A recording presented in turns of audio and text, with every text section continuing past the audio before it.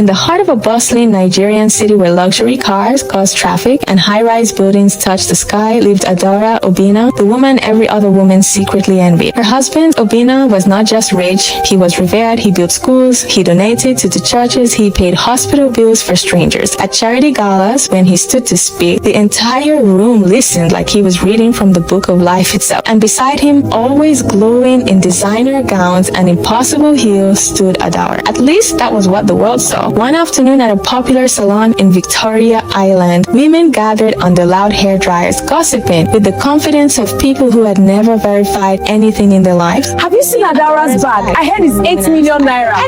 Okay, that bag can buy land in my village. Bag can buy land in my village. They laughed loudly. Meanwhile, Adaora sat quietly in a private corner, pretending not to hear. She smiled softly. Smiling was easy. It required no explanation. That night was Obinna's annual charity gala, the biggest event of the year. The ballroom glittered like heaven had rented it for the evening. Politicians, pastors, influencers, everybody came. When Obinna entered in his perfectly fitted tuxedo, applause followed him like security. And when Adaora followed in a gold gown that hugged her figure like royalty, the crowd gasped. Power couple, someone shouted on stage. Obinna announced a huge donation. Cameras flashed endlessly. Then he pulled Adaora. We rise by lifting others.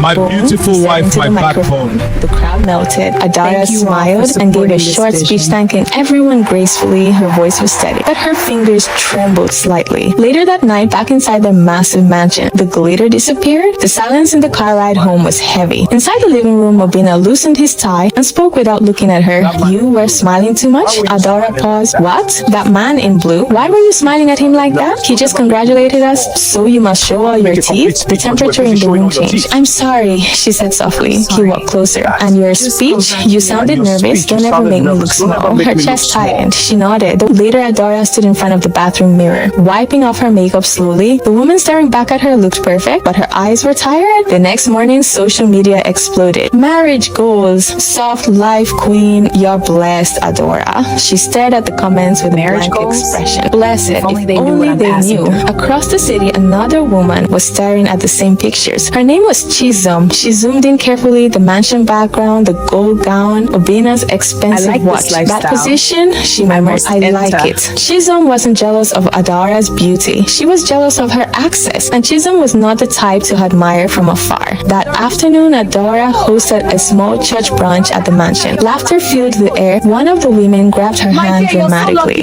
My dear, you're so lucky.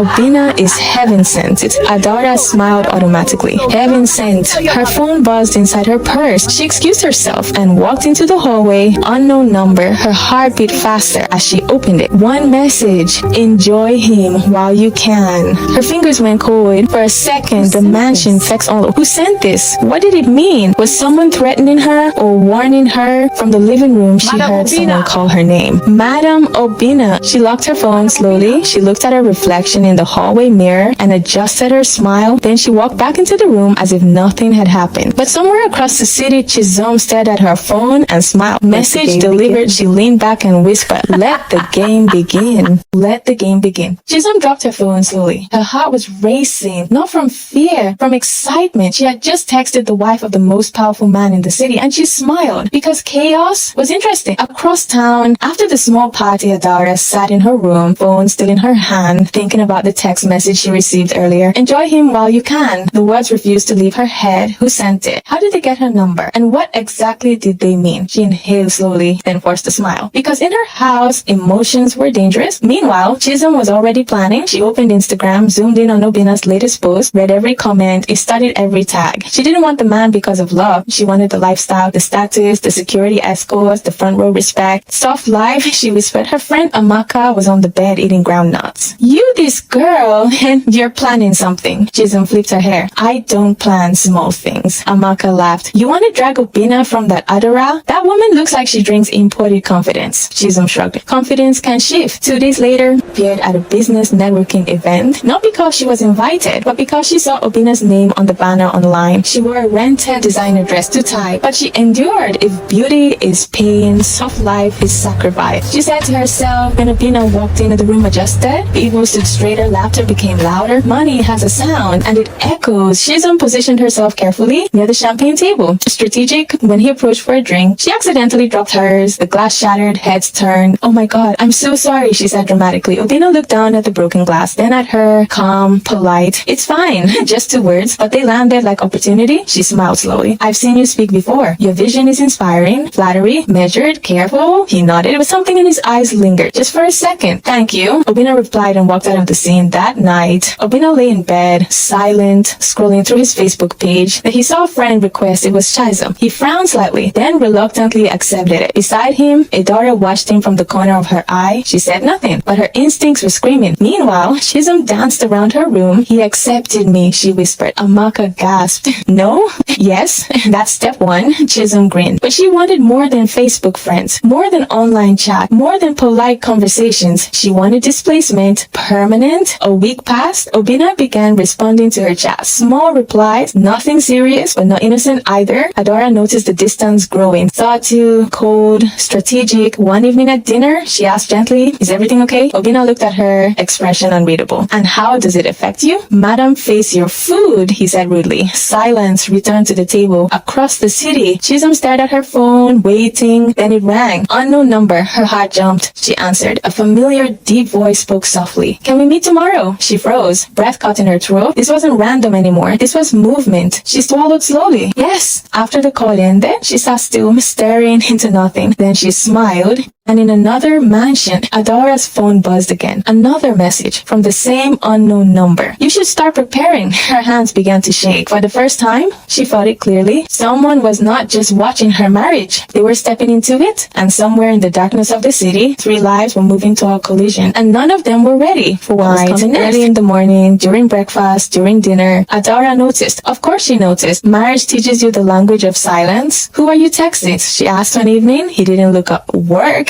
Just 1 word. Sharp, cold. But it wasn't just only the phone. His temper also became worse. Suddenly, everything annoyed him. The tea was too hot. The food had no passion. The house was too quiet. One afternoon, he snapped and began to beat Adaora because the curtains were open. "Do you want the whole world watching my house?" he asked angrily. Adaora was completely confused, hurt. Anyways, it wasn't the first time, nor is it the second time. Obinna always beat her up over little mistakes. But this time around, it seems to be too much for her to bear. Meanwhile, across town, Chisom was glowing. Her phone kept buzzing. Transfers, gifts, a designer watch delivered in a black box. She screamed. Operation Soft Life successful. Her friend Amaka jumped around the room. Madam Obinna loading. They laughed. They celebrated. They didn't see the storm forming behind the smile. But something still bothered Chisom. Obinna was attached, obsessed, almost restless, as if something inside him was pushing. And she wanted more. So she went back to meet the old native doctor who had given her the charm she used in getting Obinna's attention. The Baba looked at her once and sighed. "It has started. Are you sure you want this man? Because once I tie both of you together, there is no going back. I want him fully," she said. The old man's eyes hardened. "The charm is working." She leaned forward, then strengthened it. "I want him to divorce his wife and marry me." Silence. Baba began mixing herbs again, muttering words under his breath. "The wall between them will break," he said slowly. "But remember what I told you." She cut him off. "I'm not afraid." Back at the mansion, Obinna and Adora's marriage wall was already cracking. Obinna barely touched his food, barely looked at his wife. One Sunday afternoon, Adora's aunt came visiting. After observing the tension, she pulled Adaora aside. "My daughter, cook with more love." Adaora blinked. "Auntie, it's soup?" "Yes, add more affection. Men can taste it." Adaora almost laughed. If love was seasoning, she would have emptied the whole container. That night, she knelt to pray. She changed her hair, changed her perfume, changed her tone, blamed herself. Maybe she wasn't enough. Maybe she had failed. But Obinna was already drifting. And one morning, without warning, he called a press conference. The city froze. "I believe in peace," he said calmly before cameras. "My wife and I have decided to separate."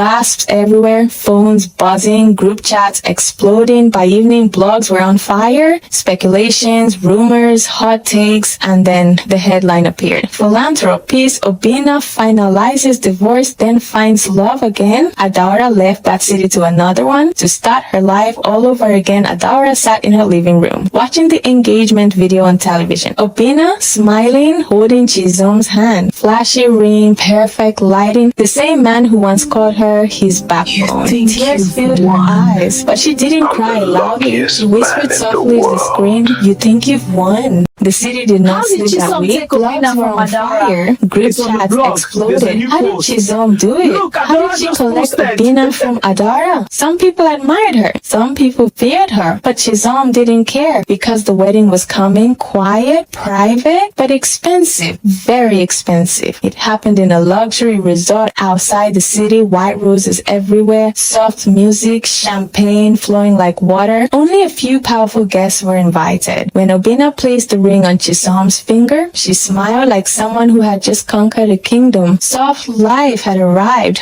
Finally, after the ceremony, the gifts started pouring in. Jewelry boxes, designer bags, a brand new car, and then the biggest surprise, keys to a massive mansion. Chisom screamed with excitement. "This house is ours?" Obinna smiled calmly. "You deserve it." She hugged him tightly. Her friends later celebrated with her. Madam Billionaire, White Queen of Soft Life. They danced, they laughed, they toasted to her victory. But victories sometimes hide secrets. The first crack appeared 2 weeks later. It was small, almost nothing. Chisom had forgotten to warm Obinna's food. He stared at the plate, silent, too silent. Then suddenly, the slap came. Sharp, unexpected. Her head spun. For a moment, she thought she imagined it. But his voice followed, cold. "Do not disrespect me." The room felt smaller. Her heart raced. "I'm sorry," she whispered. But the apologies did not stop the pattern.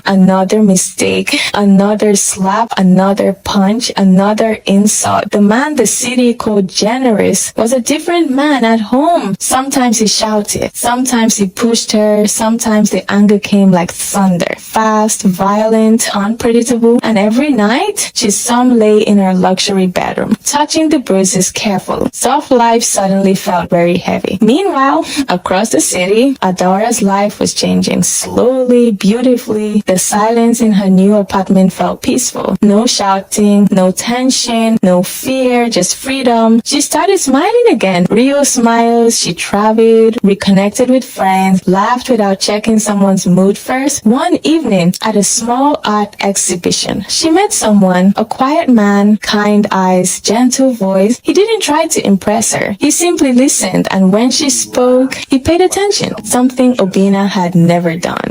Weeks later, Adaora caught herself laughing loudly at one of his jokes, and for the first time in years, she felt safe, truly safe. Meanwhile, inside her massive mansion, Chisom stood in front of the mirror, covering a bruise with makeup, her hands shaking slightly. Soft life had come, but it came with a price, and the worst part was realizing something terrifying. Maybe, just maybe, Adaora had not lost a husband. Maybe she had escaped one. Years passed, the city moved on, new scandals, new gossip, new stories, but some stories never truly end. They simply wait. Adaora's life had become something peaceful, something soft, but this time, soft in the right way. Her new home was simple but filled with laughter, real laughter, the kind that did not need permission. Beside her was a man who adored her, a man who spoke gently, who listened, who treated her like something precious. And then the greatest blessing arrived. Twins, two beautiful babies. The day Adaora held them in her arms, tears rolled down her cheeks, happy tears. For the first time in years, she felt complete, not lucky, not admired, just loved. Meanwhile, across the same city, inside a massive mansion, Chisom's life had become a prison. Luxury walls, expensive furniture, but no peace. Obinna's anger had only grown worse. Every day felt like walking through fire. One mistake, one slip, slap, another mistake, another beating. Sometimes she would sit on the bathroom floor, crying quietly, asking herself the same question. Why did I do this? Regret became her shadow. One night, desperate and exhausted, she returned to the native doctor. The old man looked at her bruised face. He already understood. You came back, he said softly. Please, Chisom begged, undo it. Remove the charm. I don't want him anymore. The old man shook his head slowly. What is done cannot be undone, her heart sank. You forced destiny, he continued, and destiny has its price. Chisom left the hut broken, completely broken. Days passed, weeks passed, the beatings continued until one night, a small argument began over something simple. Dinner, Obinna's voice rose, anger boiling like always. Chisom tried to walk away, but he grabbed her arm. You think you can ignore me? The slap came suddenly, hard. Her body lost balance. She fell backwards. Her head hit the pavement. Silence. A terrible silence. Obinna froze. Chisom did not move. By morning, police cars surrounded the mansion. Neighbors whispered outside the gate. Obinna was arrested, charged with murder. The same man the city once praised, now sitting in the back of a police van, head down, hands in cuffs. Later that day, Adaora heard the news. She sat quietly, holding one of her babies. The television played the report. Her ex-husband arrested, his new wife gone. Adaora closed her eyes slowly. Tears filled them. Not tears of sadness, tears of gratitude. She whispered softly. Thank you, Lord, for saving me from this.